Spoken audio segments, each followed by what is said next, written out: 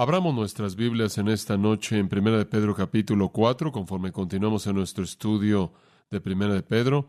Han pasado varias semanas desde que tuvimos la oportunidad, debido a todas las actividades de vacaciones, y después con nuestra conferencia de misioneros que está por venir en 2 semanas más antes de que podamos regresar. Pero queremos regresar aquí en Primera de Pedro capítulo 4, en la siguiente sección, versículos 12 al 19. Primera de Pedro, capítulo 4, versículos 12 al 19. Permítame ver si puedo presentarle este texto, darle una idea de lo que Pedro está escribiendo y por qué está diciendo lo que él está diciendo por tan solo un momento. El 19 de julio, en el año 64 después de Cristo, Roma ardió mientras que Nerón tocaba el violín. Ese es un punto algo famoso en la historia. Todo el mundo se acuerda de que Roma ardía y Nerón tocaba el violín. Pero eso tiene un impacto significativo en la escritura de esta epístola.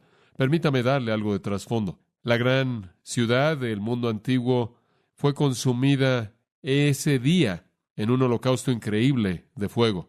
Roma fue una ciudad con calles muy estrechas, fue una ciudad con estructuras de madera elevadas. Construyeron lo que en la actualidad será conocido como edificios de departamentos de madera y estaban muy cercanos entre sí.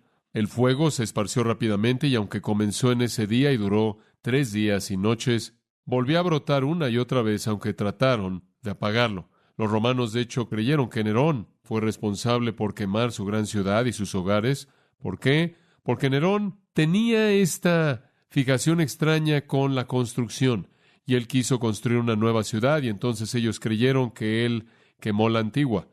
Él estuvo ahí en la torre de Mesina y vio con gusto cómo la ciudad se quemaba hasta el suelo. De hecho, se dice que él quedó encantado por lo hermoso de las flamas.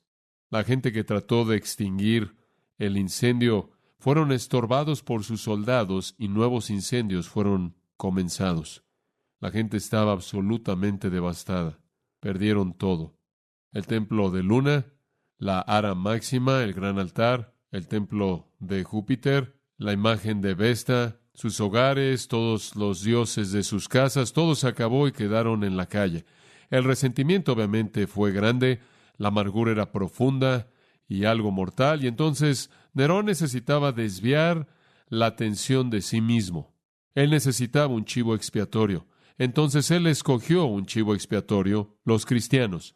De manera pública, él culpó a los cristianos por incendiar Roma.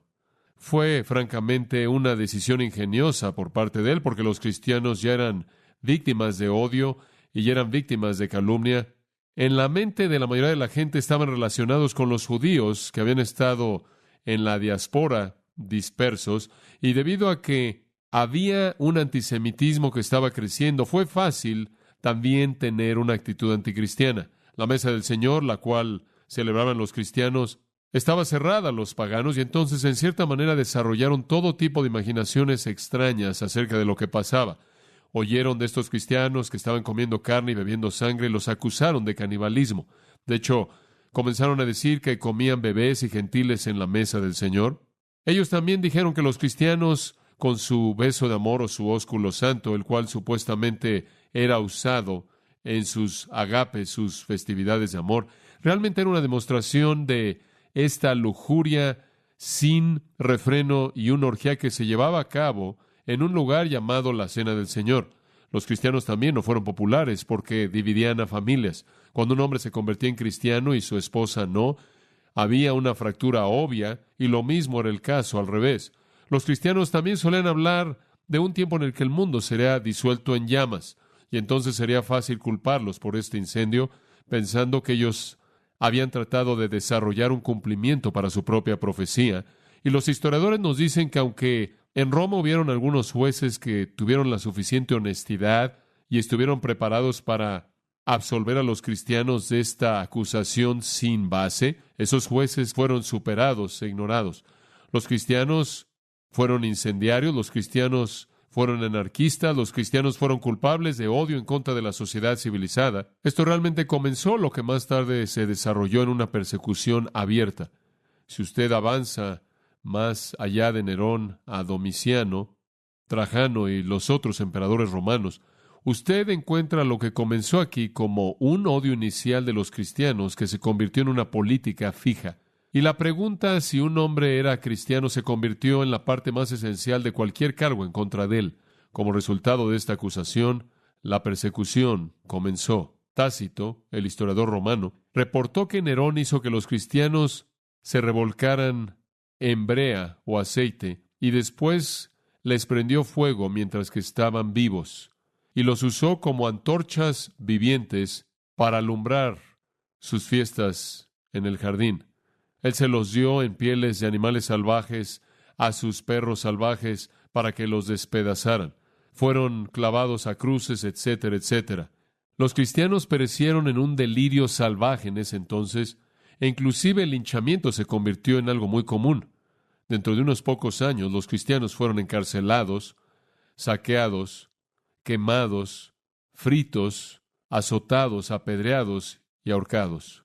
Algunos fueron lacerados con cuchillos calientes y otros arrojados a los cuernos de bueyes salvajes. El doctor H.B. Workman, en su capítulo César o Cristo, de un volumen muy interesante llamado La persecución en la primera iglesia, escribió esto, y cito: durante 200 años, desde Nerón en adelante, los líderes entre los cristianos eran considerados como anarquistas y ateos y odiados de manera proporcional.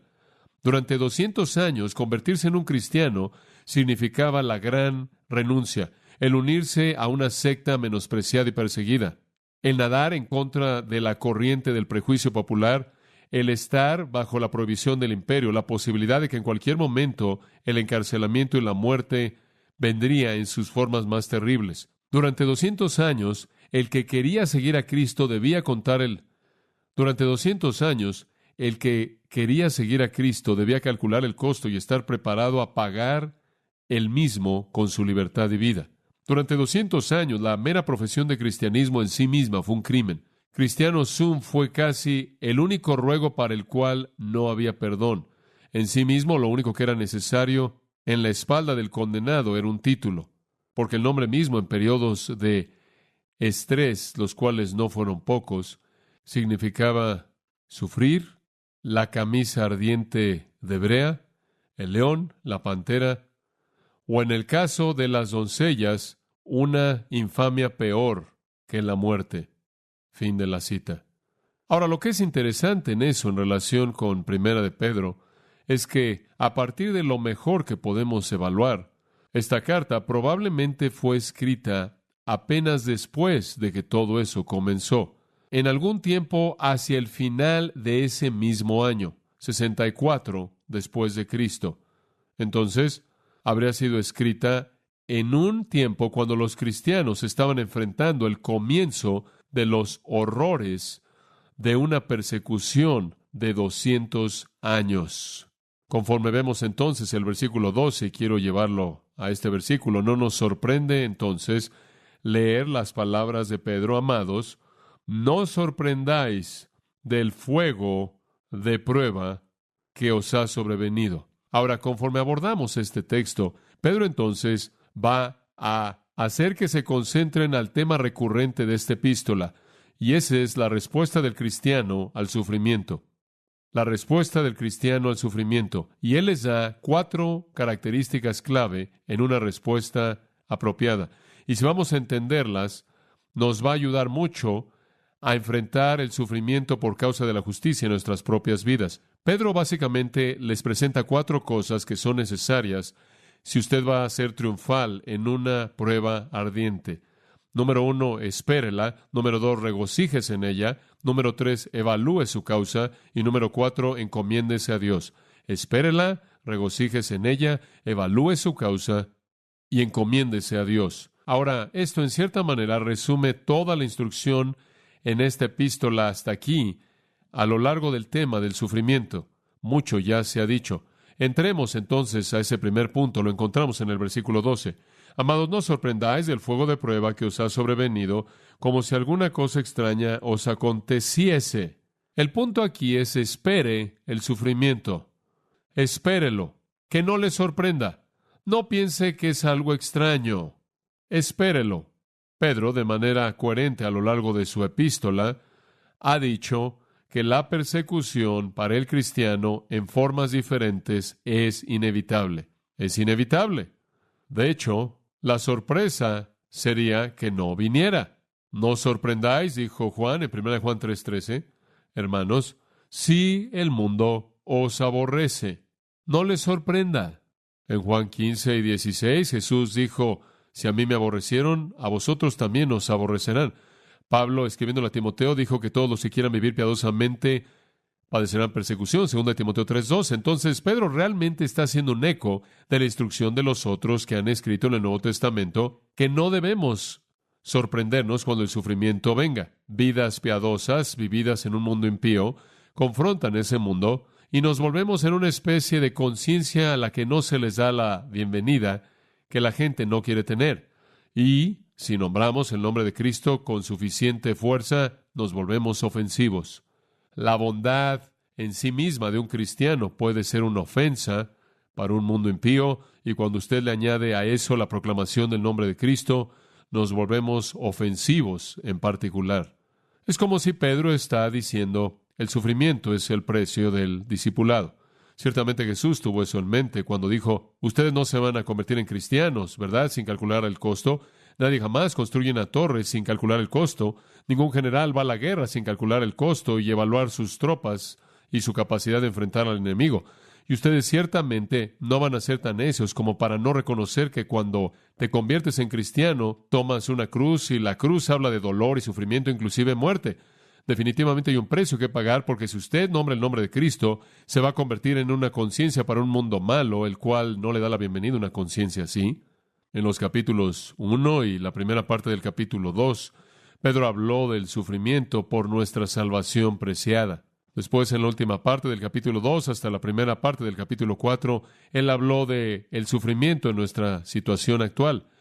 Y él ahora comienza a hablar del sufrimiento hasta nuestra salvación perfecta. Pero la epístola entera es acerca del sufrimiento.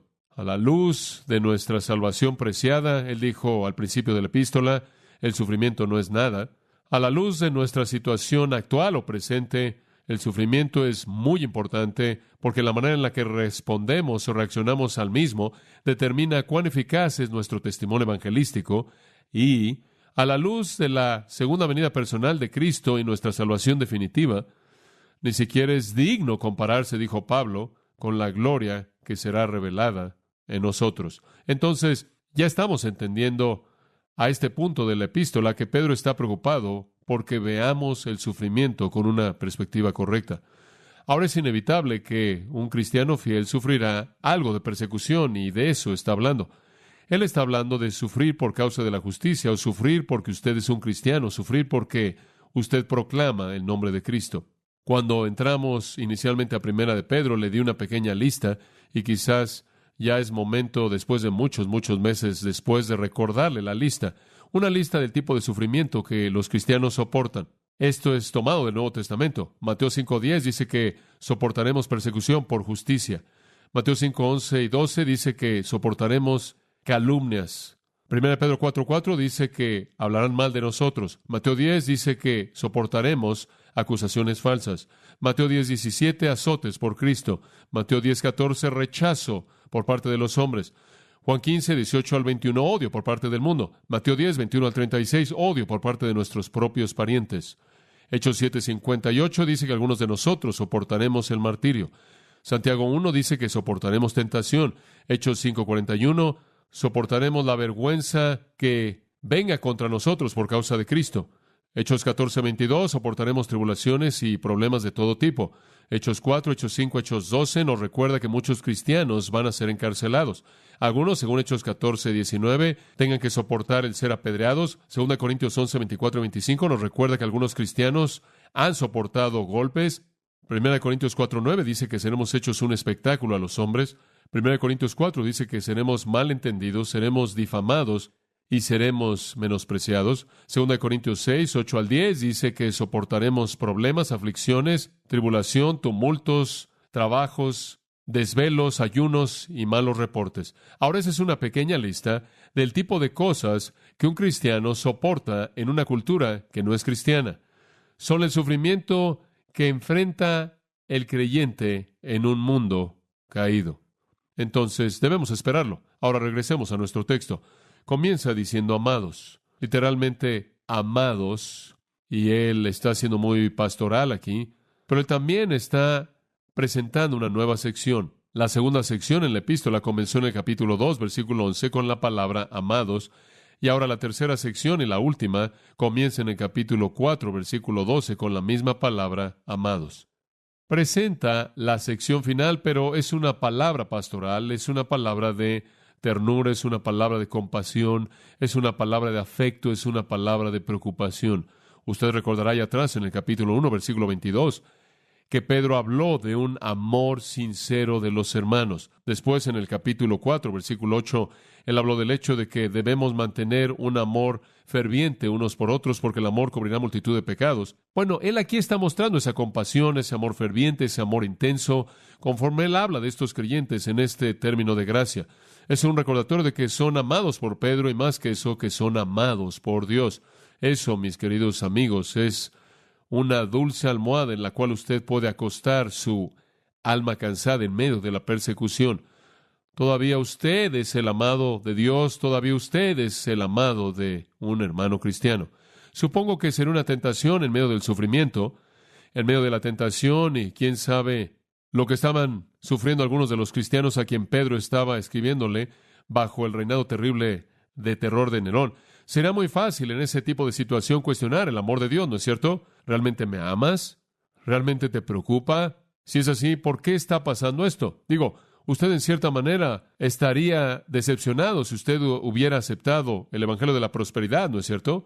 Usted estaría preguntándose si lo que se le dijo a usted de hecho fue verdad. Si alguien vino a usted y le dijo, Jesús quiere hacerte saludable, rico y próspero, y poco después que usted le entregó su vida a Jesucristo, están usando a sus hijos como antorchas en la fiesta de su jardín. Y usted podría estar diciendo, espera un momento, Dios, esto no me parece que viene de un amor, de un Dios amoroso. Las circunstancias podrían parecer que usted no es amado. En medio de la persecución como esa, el enemigo podría tentarlo como la esposa de Job, maldice a Dios y muérete, no es suficiente. Y entonces Pedro nos da este recordatorio hermoso, amados.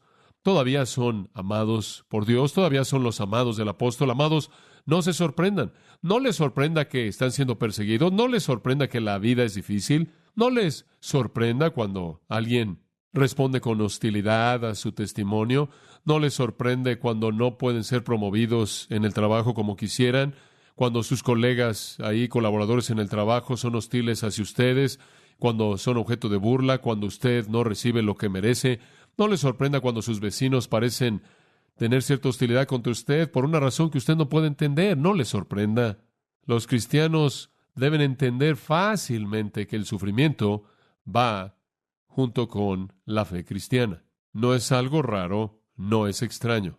Es parte del cristianismo. El cristianismo nunca promete defensa del sufrimiento.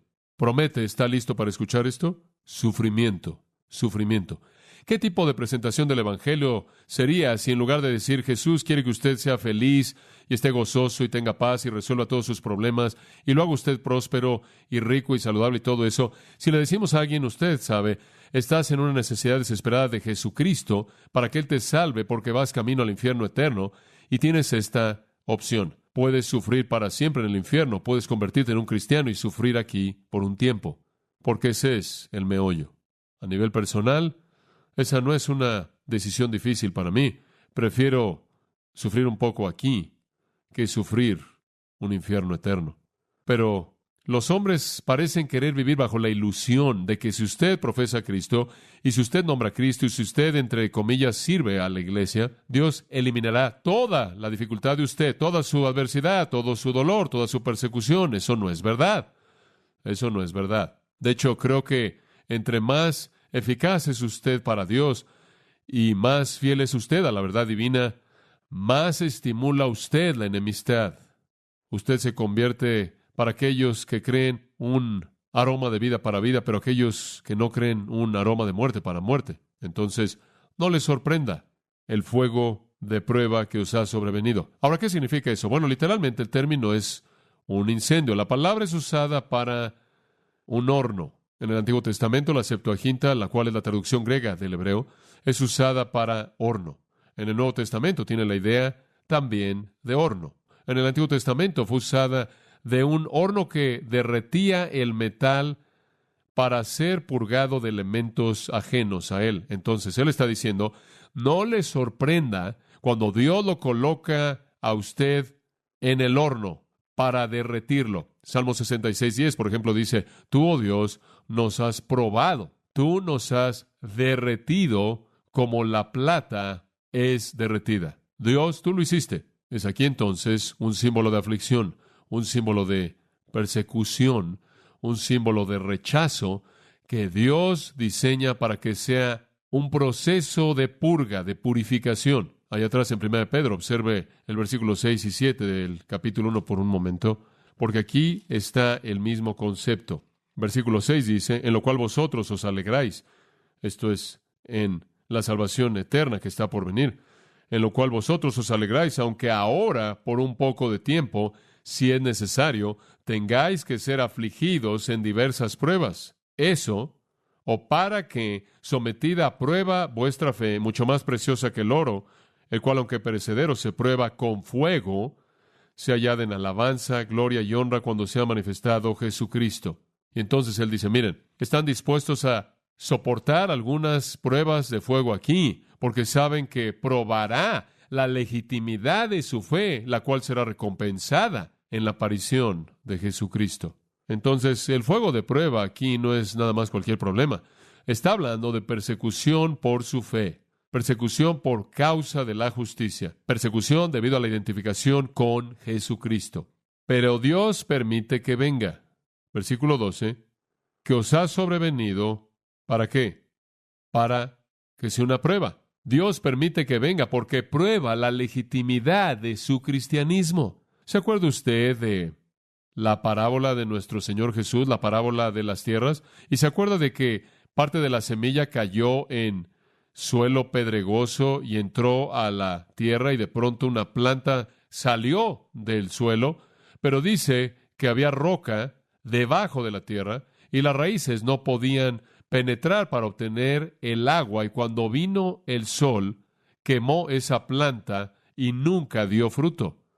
Y nuestro Señor estaba describiendo el tipo de persona que oye el mensaje del Evangelio, tiene una respuesta emocional, da cierta apariencia de reacción, pero debido a que la tierra del corazón realmente nunca ha sido cultivada, tan pronto como viene la tribulación, desaparecen. Entonces, esto es exactamente lo que Pedro está diciendo. El sufrimiento por causa de Cristo revela quién es genuino, ¿verdad? Los farsantes no se van a quedar. Esa es la razón por la que a lo largo de los años siempre hemos dicho que la iglesia perseguida es la iglesia pura. Esa es la razón por la que nos preocupamos por Rusia y Europa Oriental, porque ahora están abiertas.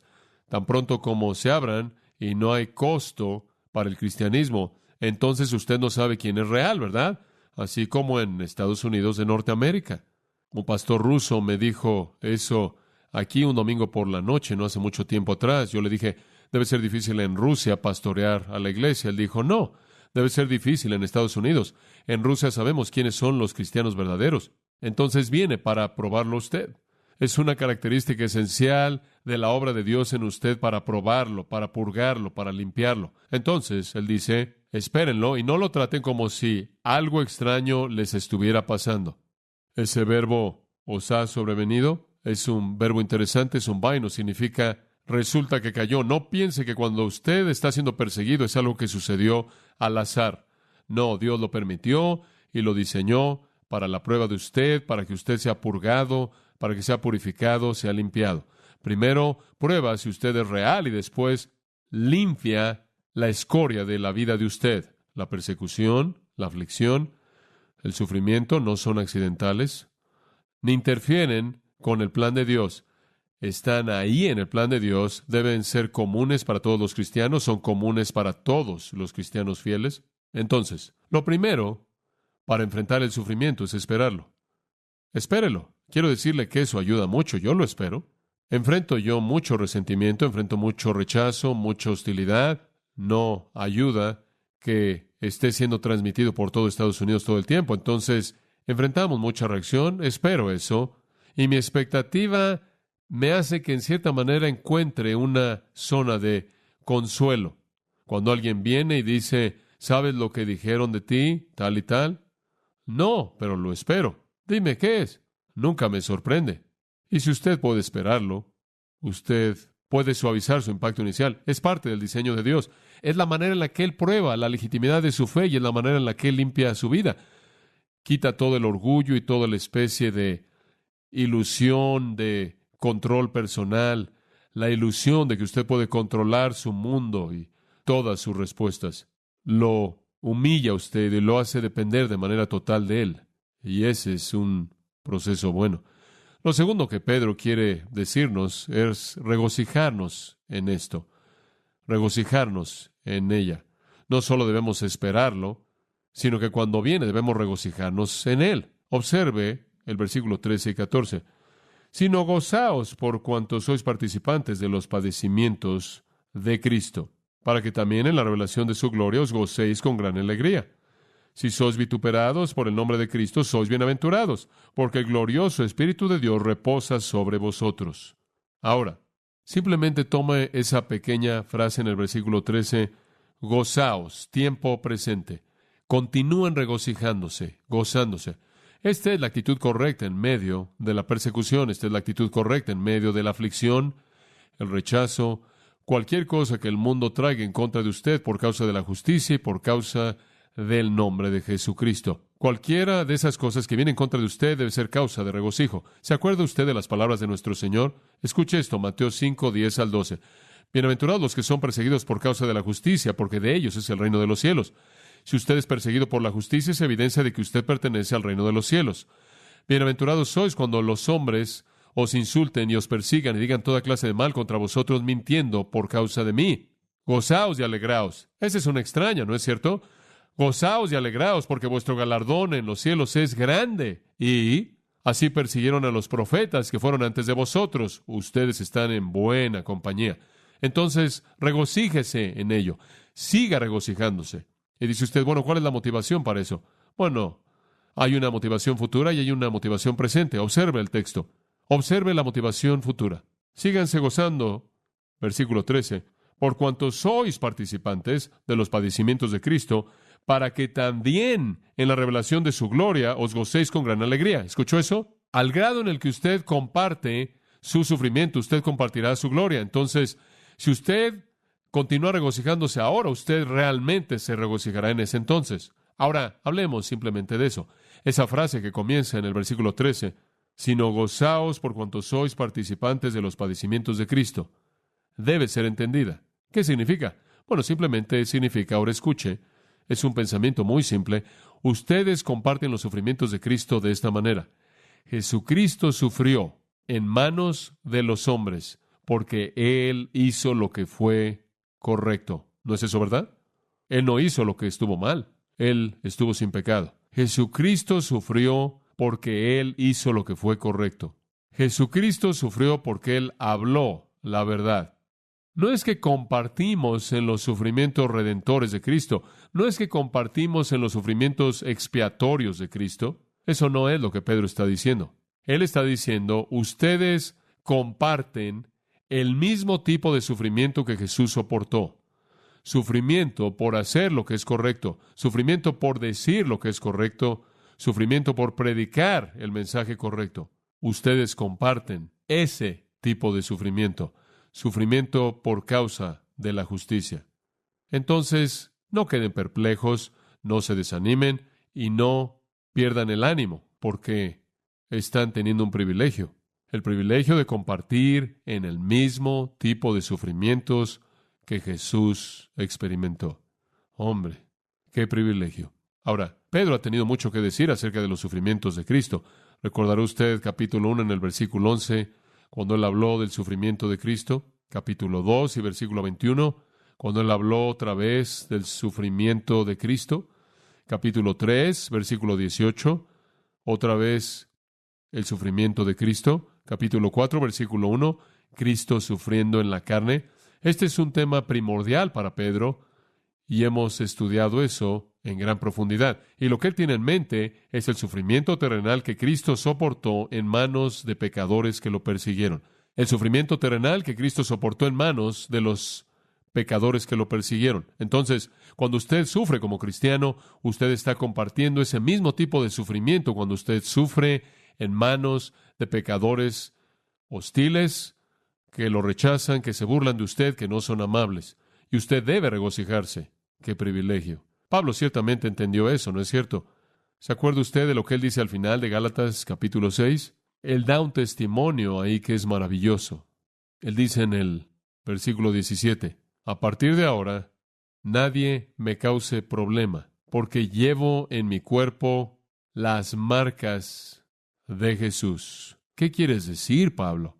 Él quiere decir que las cicatrices que he recibido cuando la gente me azotó y cuando me golpearon con varas, todas las cicatrices que he recibido en mi vida son las marcas de Jesucristo. ¿Por qué? Porque las recibí todas debido a Él. El mundo no pudo llegar a Él. Lo odiaron a Él. No pudieron golpearlo a Él y por eso me golpearon a mí. Y Él dice, esa es mi placa de honor. Es como si Él hiciera a un lado su túnica y dijera, ¿quieres ver mis trofeos? Llevo en mi cuerpo las marcas que le habrían sido dadas a Jesús si Él hubiera estado aquí, pero me las dieron a mí porque yo nombré su nombre. En Filipenses, el mismo apóstol, capítulo 1, versículo 29, nos recuerda a todos nosotros que nos ha sido concedido por causa de Cristo no solo que creamos en Él, sino también que suframos por causa de Él y que experimentemos el mismo conflicto que Pablo estaba teniendo. Cualquier persona que es un cristiano fiel, viviendo en un mundo hostil, a un grado u otro, va a recibir sufrimiento. ¿Se acuerda usted en el capítulo 3, versículo 10? Pablo dijo, quiero conocer la participación de sus sufrimientos, quiero conocer el consuelo que viene a mí del que ha soportado todo lo que yo soportaré, y él lo ha soportado inclusive más que yo. Él ve ahí una especie de vínculo entre él mismo y el Cristo que estuvo sufriendo. En Colosenses 1:24 él dice, me regocijo en mis sufrimientos por causa de vosotros, y en mi carne comparto a favor de su cuerpo, llenando lo que falta en las aflicciones de Cristo. En otras palabras, dijo lo mismo que en Gálatas. Yo llevo cicatrices de las heridas que eran para Cristo. Y de nuevo le recuerdo esa gran verdad. Pablo estuvo dispuesto a recibir los golpes por Cristo, quien recibió los golpes por él. Entonces, cuando sufrimos, compartimos con Cristo. No en su sufrimiento expiatorio, sino en el mismo tipo de sufrimiento, sufrimiento por causa de la justicia, y un paso más allá de eso, literalmente estamos recibiendo los golpes que son para Él. Los pecadores lo odian a Él, solo nos odian a nosotros porque lo odian a Él. Y recibimos los golpes que de otra manera le darían a Él. Usted podría imaginarse que será diferente si Jesús regresara al mundo en la actualidad. Le harían lo mismo en la actualidad que le hicieron la primera vez. Si necesita prueba usted, observe cómo el mundo trata a los cristianos. Después él dice, de regreso a nuestro versículo, y queremos entender toda gran verdad aquí lo más que podamos. Él dice, síganse gozándose, para que también en la revelación de su gloria os gocéis con gran alegría. Ahora, la revelación de su gloria es lo que Lucas 17:30 llama el día en el que el Hijo del Hombre es revelado. Es su segunda venida. Por cierto, un pequeño comentario teológico al margen. Jesús ahora está glorificado. No olvide eso. Él ahora es glorificado, pero su gloria todavía no ha sido revelada en la tierra. ¿Lo entiende? Él está glorificado en Juan 17, cuando Él dijo, devuélveme la gloria que tuve contigo antes de que el mundo comenzara. Esa gloria le fue dada cuando Él ascendió y regresó a la diestra del Padre. Él está glorificado, pero su gloria todavía no ha sido revelada. Todavía no ha sido revelada para que el hombre la vea. Pero en la revelación de su gloria, cuando Él venga en gran gloria, Mateo 24, versículos 29 y 30, Mateo 25, creo que es el versículo 31, ambos hablan de que Cristo regrese en gran gloria. Bueno, en ese día, cuando Él regrese en la revelación de su gloria, Él dice, entonces os gocéis con gran alegría. Dice usted, ¿qué significa eso? Bueno, es una palabra más fuerte que la primera. Cuando Él dice, gozaos o síganse gozando, Es la palabra kairo, es la palabra normal para gozo. Pero cuando él dice, gocéis con gran alegría, lo que significa es exaltarse y regocijarse con un gozo cautivador, realmente regocijarse. Sería la diferencia en inglés si dijéramos, continúa estando feliz. Y si continúas estando feliz algún día, estarás en éxtasis de felicidad. Esa es la idea. ¿Y qué está diciendo él? Si usted es fiel en sufrir y recibir la persecución por causa de la justicia en esta vida, llevando, por así decirlo, las marcas de Cristo, entonces algún día, cuando Él aparezca, usted realmente se regocijará. Usted realmente se regocijará con un gozo cautivador, un gozo incomparable, sobrepasando al resto de los otros gozos. El punto de Pedro es bastante claro. Si usted sufre por él aquí, regocijándose en el privilegio de tal participación en sus sufrimientos y recordando que al grado en el que usted sufra aquí será el grado en el que usted recibirá gloria en su revelación, usted sabe entonces que se puede regocijar ahora porque usted se regocijará mucho entonces. Su recompensa eterna le traerá gozo eterno. Ahora, si tuviéramos tiempo, podremos entrar en un estudio más profundo, pero permítame tan solo darle la idea. Su recompensa eterna reflejará directamente su sufrimiento. Su recompensa eterna reflejará directamente su sufrimiento. Su sufrimiento reflejará hasta cierto grado su fidelidad. Su fidelidad. Digo, si usted es un cristiano en secreto, usted no va a sufrir mucho. Si usted es un cristiano valiente, agresivo, fiel, que confronta, usted va a sufrir. Pero su gloria eterna reflejará la recompensa de Dios por eso. Escuche las palabras de Jesús en Lucas 6:22. Bienaventurados sois cuando los hombres os aborrecen y los insultan y maldicen vuestro nombre como malo por causa del Hijo del Hombre. Escuche esto. Ested gozosos en ese día. Escuchen esto. Y salten, dice el griego. Estén tan felices que están saltando. Estoy siendo perseguido, estoy siendo perseguido. Porque aquí vuestra recompensa es grande en el cielo. ¿Se acuerda usted cuando Jacobo y Juan con su madre vinieron a Jesús y dijeron, queremos sentarnos a tu mano derecha y a tu izquierda en el reino? Jesús dijo, no me corresponde a mí dar eso. No me corresponde a mí dar eso, sino al Padre. Y después él dijo esto, ¿podéis beber de la copa que estoy por beber?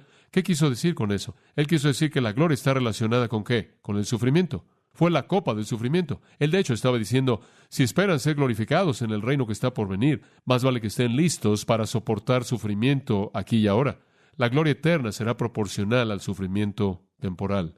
Y entonces nos regocijamos, ¿no es cierto? Debido a la realidad futura de que conforme sufrimos, al identificarnos con el Señor Jesucristo, sufriendo en manos de pecadores por causa de la justicia, en un sentido estamos ganando una recompensa eterna que nos llevará a un gozo eterno.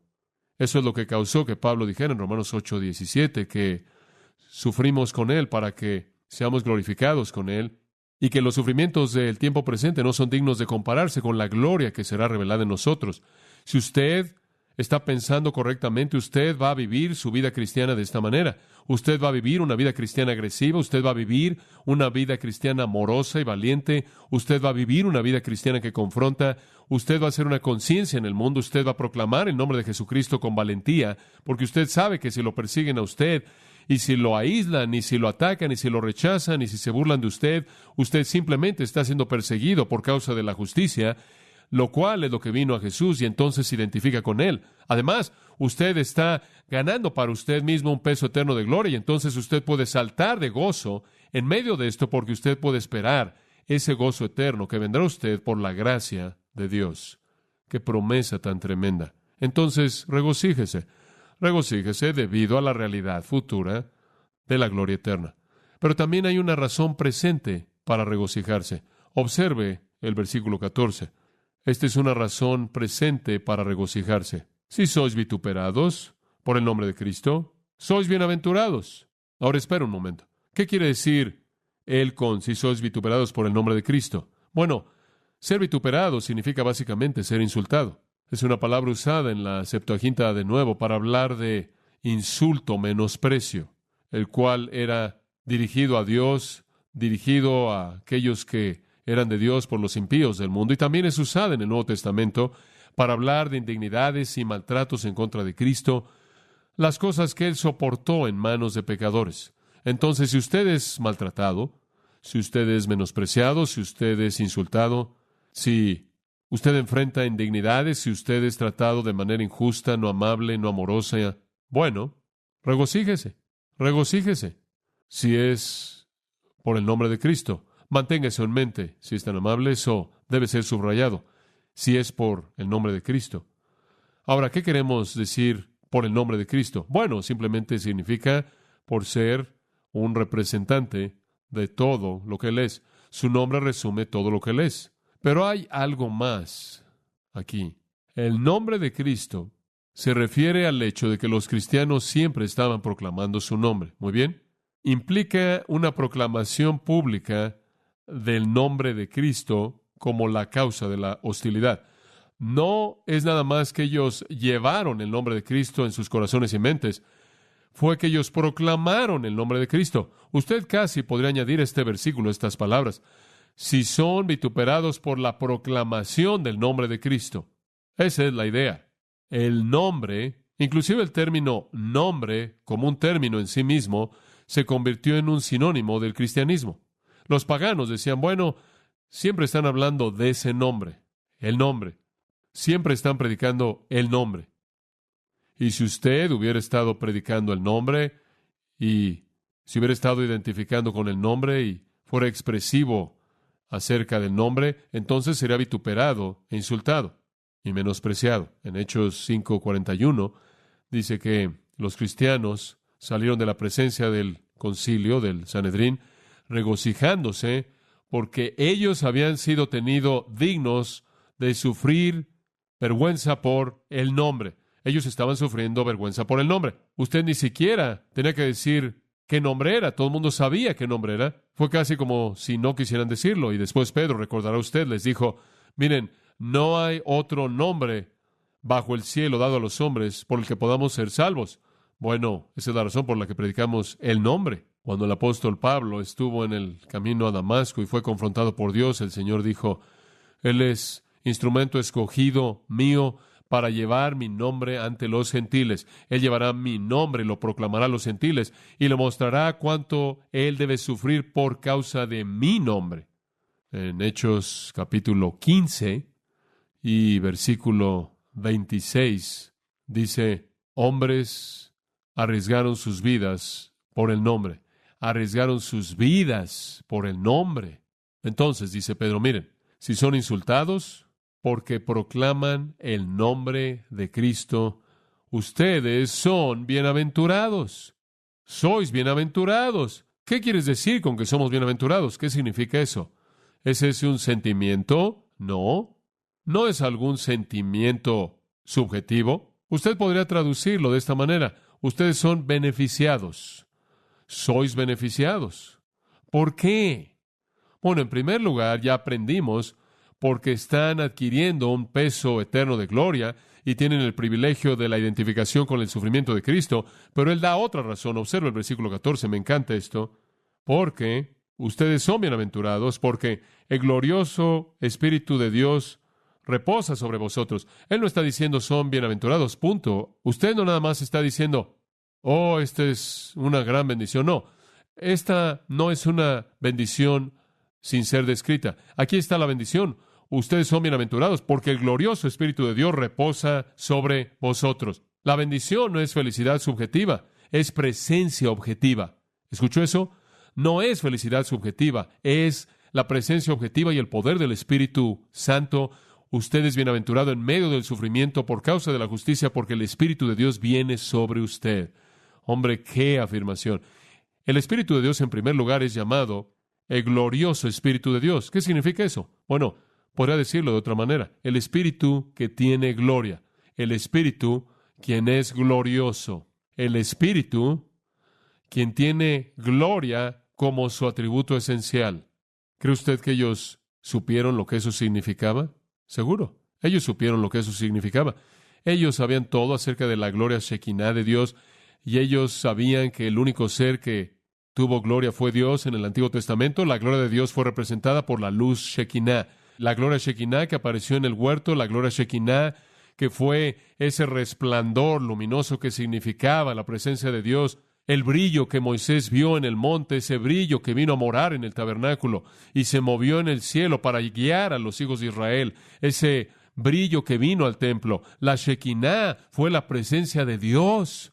Y cuando Pedro dice, ustedes están sufriendo y tienen el espíritu de gloria, él quiere decir que tienen la presencia de Dios. Y él lo dice, el glorioso espíritu de Dios reposa sobre vosotros.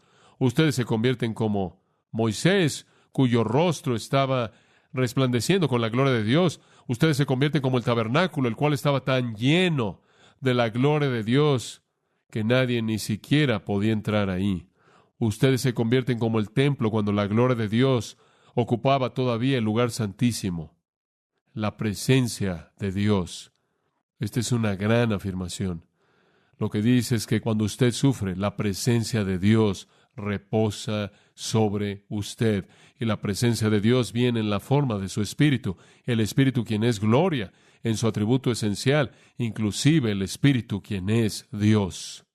Hombre, qué verdad tan tremenda, tremenda. El Espíritu de gloria, sí, el Espíritu de Dios. Como la Shekinah reposó en el tabernáculo y en el templo hace mucho tiempo atrás, así también la gloria Shekinah de Dios, el Espíritu Santo, en esplendor glorioso y poder reposa sobre los cristianos que están sufriendo. Ahora, ¿qué significa esa palabra reposa? ¿De qué está hablando? Bueno, simplemente refrescar al encargarse de la situación en lugar de que usted se encargue de ella.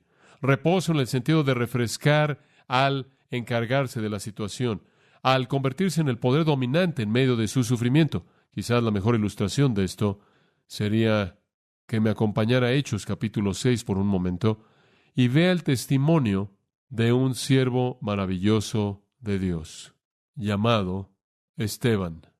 Versículo 8 del capítulo 6 dice que él estaba lleno de gracia y poder, y él estaba haciendo grandes maravillas y señales entre el pueblo. Obviamente, él tenía el poder del Espíritu de Dios.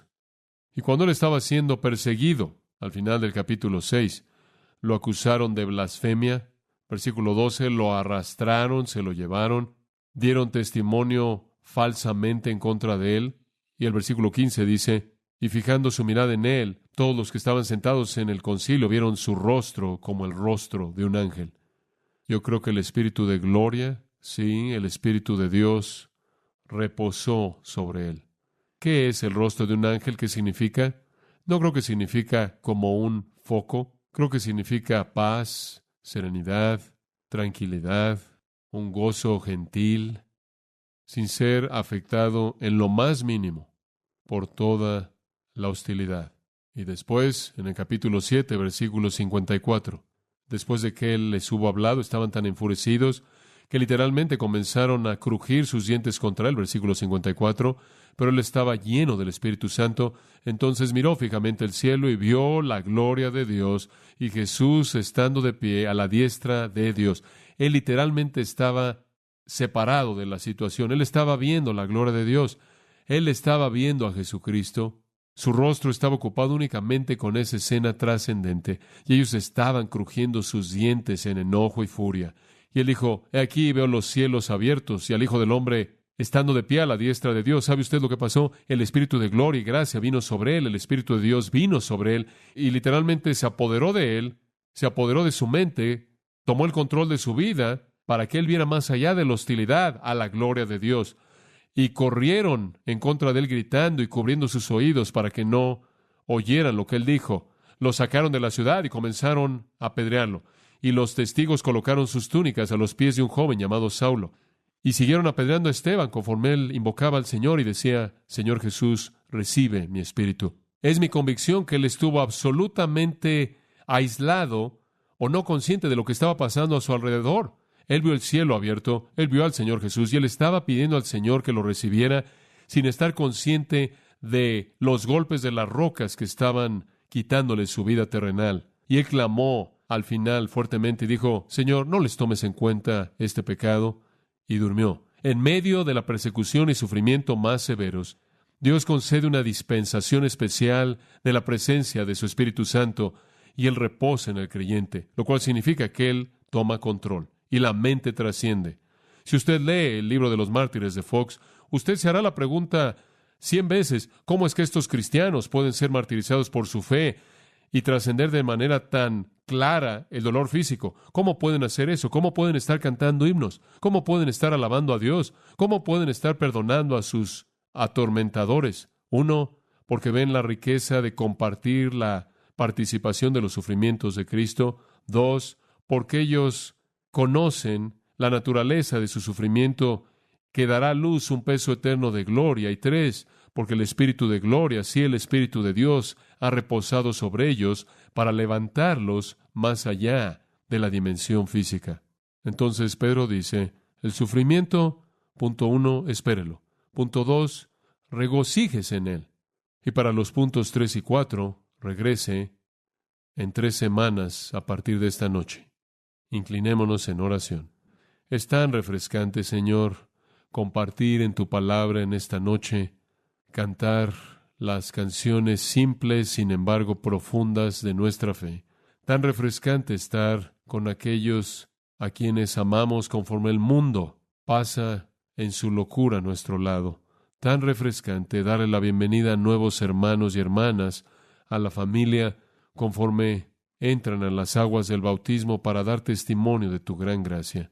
Estamos refrescados, oh Dios, y sabemos que tenemos la promesa de que no importa lo que este mundo pueda traer contra nosotros, si sufrimos por causa de la justicia, podemos regocijarnos, porque tenemos el privilegio de compartir en el sufrimiento que fue dirigido a ti, el mismo tipo que tú soportaste sufriendo por la justicia, porque estamos ganando un peso eterno de gloria y porque estamos experimentando la presencia del Espíritu de Dios, quien reposa para levantarnos, para trascender lo que el mundo trae.